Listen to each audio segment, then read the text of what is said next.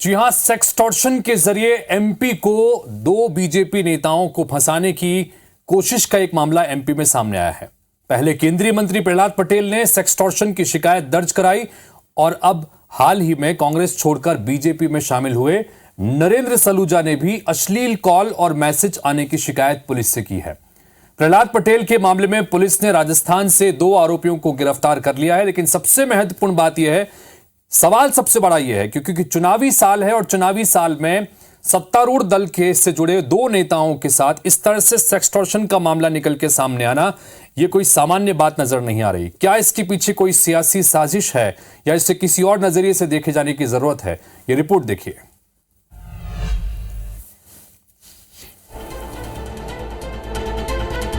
WhatsApp calling के जरिए अश्लील वीडियो कॉल कर लोगों को फंसाने का धंधा अब बड़े नेताओं तक भी पहुंच गया है। बुधवार को ही केंद्रीय मंत्री प्रहलाद पटेल को सेक्सटॉर्शन में फंसाने की कोशिश का मामला सामने आया। जानकारी के मुताबिक उनके फोन पर एक वीडियो कॉल आया जिसे रिसीव करते ही पॉर्न क्लिप चलने लगी। ये देखकर उन्होंने फौरन फोन कट किया और इसकी शिकायत दिल्ली क्राइम ब्रांच से की। मामला केंद्रीय मंत्री से जुड़ा था, लिहाजा पुलिस भी फौरन एक्शन में आ गई और दिल्ली पुलिस ने लोकल पुलिस और तकनीकी सर्विलांस की मदद से आरोपियों को राजस्थान के भरतपुर से दबोच लिया। आरोपियों की पहचान मोहम्मद वकील और मोहम्मद साहिब के तौर पर हुई है। दिल्ली पुलिस ने आरोपियों से वो मोबाइल फोन भी बरामद कर लिया है जिसके जरिए वीडियो कॉल की गई थी। फोन को जांच के लिए एफएसएल भेजा गया है। प्रहलाद पटेल के मोबाइल फोन पर जून के आखिरी सप्ताह में किसी अनजान नंबर से व्हाट्सएप वीडियो कॉल आई थी। ऑफिसर से उनको ये सूचना और उन्होंने आकर कार्रवाई की और नंबर तो 24 घंटे में ट्रेस कर लिया, लेकिन मुझे पता चला है कि कल गिरफ्तारी हुई है जी। मैं क्राइम ब्रांच दिल्ली को बधाई देता हूं और उनको धन्यवाद भी देता हूं। मुझे लगता है कि वो सख्त कार्रवाई उन पर होनी चाहिए और जब कभी ऐसे मामले हैं तो उनका सामना करना चाहिए, इससे बचना नहीं चाहिए। इस खबर के सामने आने के बाद मध्य प्रदेश की सियासत में हलचल मच गई, क्योंकि केवल प्रहलाद पटेल ही नहीं बल्कि ऐसा ही कॉल बीजेपी नेता नरेंद्र सलूजा को भी आया, जिसके बाद सलूजा ने अश्लील कॉल और मैसेज आने की शिकायत पुलिस से की है। लगातार उन्हीं व्हाट्सएप नंबरों से मुझे अश्लील मैसेज आ रहे हैं, लगातार उल्टे सीधे मैसेज आ रहे हैं और कई दिनों से चल रहा है। ऐसा लग रहा है जानबूझकर कोई डर्टी पॉलिटिक्स कर कोई साजिश और षड्यंत्र खेल रहा है और मुझे फंसाना चाहता है, मेरी छवि खराब करना चाहता है। चुनावी साल है, इसलिए सवाल उठना लाजमी है कि कहीं ये कोई सियासी साजिश तो नहीं। सत्ताधारी दल के नेताओं को ही सेक्सटॉर्शन का निशाना क्यों बनाया जा रहा है? क्योंकि इससे पहले भोपाल सांसद प्रज्ञा सिंह ठाकुर को भी सेक्सटॉर्शन के कॉल आए थे। चुनाव से ठीक पहले नेताओं को आ रहे ऐसे कॉल किसी सियासी साजिश का हिस्सा तो नहीं।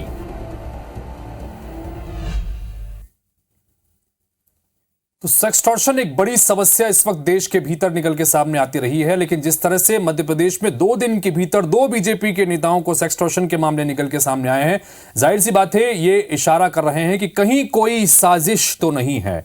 बातचीत करने के लिए भोपाल से सीधे हमारे सहयोगी इस वक्त जुड़ रहे हैं, ब्रजेश जैन, उनके पास चलते हैं। ब्रजेश, जानना चाहेंगे आपसे इस पूरे मसले को किस रूप में देखे जाने समझे जाने की जरूरत है, चूंकि चुनावी साल है और चुनावी साल में इस तरह से एक ही पार्टी के 2 नेताओं का इस तरह से सेक्सटॉर्शन में हनी ट्रैप से जुड़े मामलों में सामने आना, ये किस तरह से इससे देखा जाए?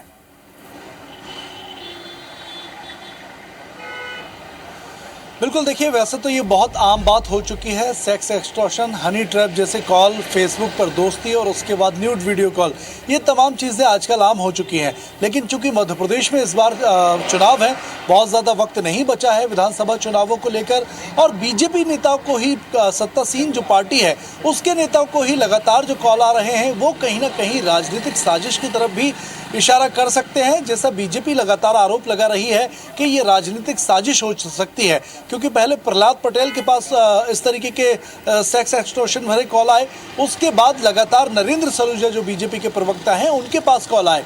इसके पहले साध्वी प्रज्ञा सिंह ठाकुर भी इसका शिकार बन चुकी हैं, उसमें भी 2 लोगों की गिरफ्तारी राजस्थान से हुई थी और अब जो दिल्ली क्राइम ब्रांच ने कार्रवाई प्रहलाद पटेल के मामले में की है उसमें भी भरतपुर राजस्थान से 3 लोगों को गिरफ्तार किया गया है। दिल्ली की क्राइम ब्रांच की पुलिस और भोपाल की जो पुलिस जहां नरेंद्र सलूजा ने शिकायत की है, दोनों इस एंगल पर जांच कर रहे हैं कि क्या राजनीतिक साजिश तो नहीं है ये, या फिर जो कॉल करने वाले ब्लैकमेलर्स हैं जो इस तरीके की हरकतें कर रहे थे, क्या वो किसी साजिश का हिस्सा है? इन सबके बीच में 2 महत्वपूर्ण बातें हैं।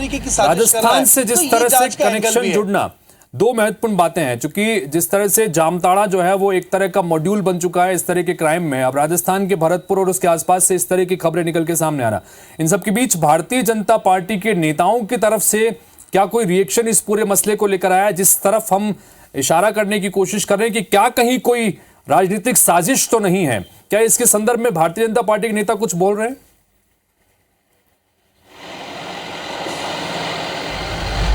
बिल्कुल, देखिए दो बातें हैं। पहला तो नरेंद्र सलूजा ने बयान दिया है और साफ तौर पर हम जो बयान दिखा रहे हैं उसमें दिखा भी रहे हैं कि वो साजिश की ओर इशारा कर रहे हैं। दूसरी तरफ बीजेपी के अन्य जो प्रवक्ता हैं और मीडिया विभाग है वो भी कह रहा है कि इस तरीके से लगातार जो कॉल बीजेपी नेताओं के पास आ रहे हैं वो किसी तरीके की साजिश हो सकती है। दूसरी बात ये भी है कि कुछ और जो कॉल है आने वाले वक्त में आ सकते हैं, इस तरीके की ब्लैकमेलिंग हो सकती है। इसलिए बीजेपी ने एक अलर्ट भी अंदरूनी तौर पर जारी किया हुआ है और तमाम अपने नेताओं से कहा है कि वो इस तरीके की सोशल मीडिया पर अननोन जो पर्सन्स हैं उनसे सावधान रहें। इस तरीके की कॉल आती है तो उसकी जानकारी पार्टी को दें और पुलिस को जरूर शिकायत करें। तो ये अलर्ट बीजेपी ने अपनी तरफ से जारी किया है। बीजेपी भी ये समझ रही है चुनावी साल है, किसी भी तरीके की साजिश हो सकती है, तो पुलिस में शिकायत तो की जा रही है। ब्रजेश, जाहिर सी बात है कि इस पूरे मामले में कई सारे एंगल्स हैं जिस पर जांच हो रही है और जांच होने के बाद में उसका पूरी तरह से सामने चीजें निकल के सामने आएगी। फिलहाल ब्रजेश, बहुत बहुत शुक्रिया इस तमाम जानकारी के लिए आपका। तो बीजेपी नेताओं को कहीं क्या फंसाने की कोशिश तो नहीं हो रही है।